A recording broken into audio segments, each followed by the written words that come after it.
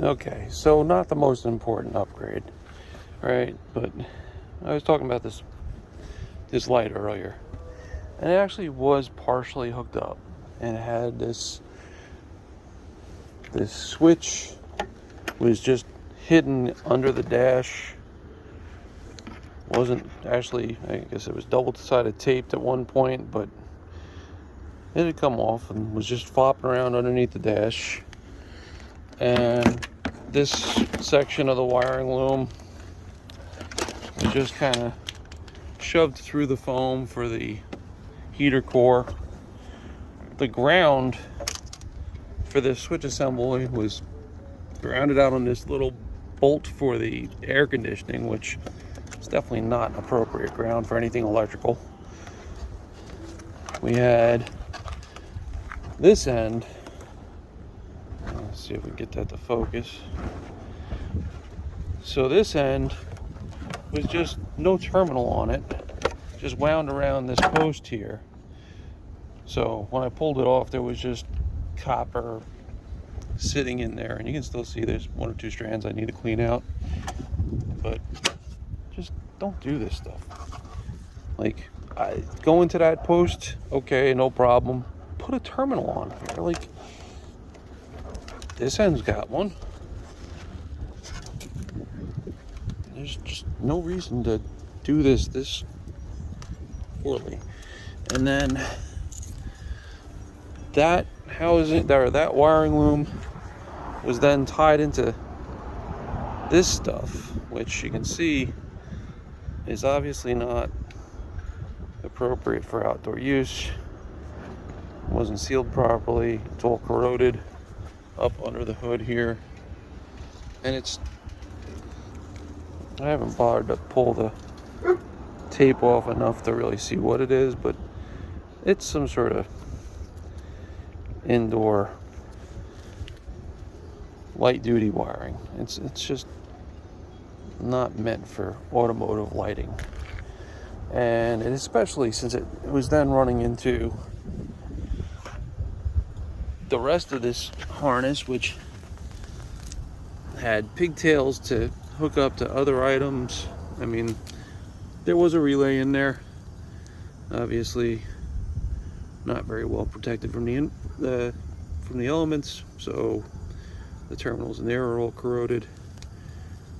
But just on the whole, it was probably a low dollar Chinese light kit.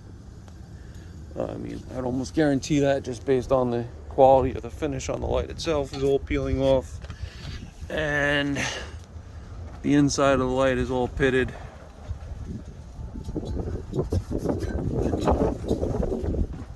Do they work? Sure. Is there any reason for it to be done this way? Not really. It just, somebody wasn't sure what they were doing and got in over their heads. I'm not saying I'm an expert on this stuff, but it's just not a good idea to hook up electrical if you're not sure that you're doing it the right way, or at least in a way that's not going to cause a fire. Now, this Jeep didn't burn down, so yay. I would say that's more luck than anything else. I'll get deeper into this, but again, at least that part is out. I'll be pulling that light off the bumper, and I'll have to just pull these crimps out of here. This lead is going to come out. There's no reason for this lead to come off of there. Was probably an attempt to trigger the relay off the headlights, which would be totally illegal for on-road use. You can't have these light bars on the street, guys. It's blinding to other drivers. You're creating a safety situation that you just don't need to create. There's no reason for it. You can upgrade the headlight bulbs. You can go to LED bulbs with the proper lens and get the right cutoff. You can do whatever you want to do to get a decent light, but adding a cheap light bar with no cutoff to use on the streets is just not the way to do it. Preaching done. I still feel pretty good about my buy. I did find a little bit of rot in one of the frame rails, right in the middle section. Not really unexpected. As much surface rust as there, it kind of is a foregone conclusion that there will be some problems. And we can see I started beating it with the hammer a little bit, and it did poke a hole there. So we'll safety cap this side. The other side still seems pretty solid. Took all the tappies with the hammer without any complaints. Everything sounded solid. So I'm not too concerned with that side. But, you know, if we get further into it and find that I'm wrong, it's not that big a deal. Add some steel, clean it up, get the existing corrosion under control, clean what you can, encapsulate what you can't, weld in good metal. That's all. Safety cap makes a great product. But baby steps. That's what we're doing here. Oh, and I found out that it does have Bilstein shocks at both ends. So I'll look up the part numbers on those. The stickers are clean. Shocks look reasonably new. You know, they should probably be usable as long as they're a decent stroke, decent length. So we may just be able to save those. But little by little. I did pull off the belt and checked. Alternator spins really nice. So that's good.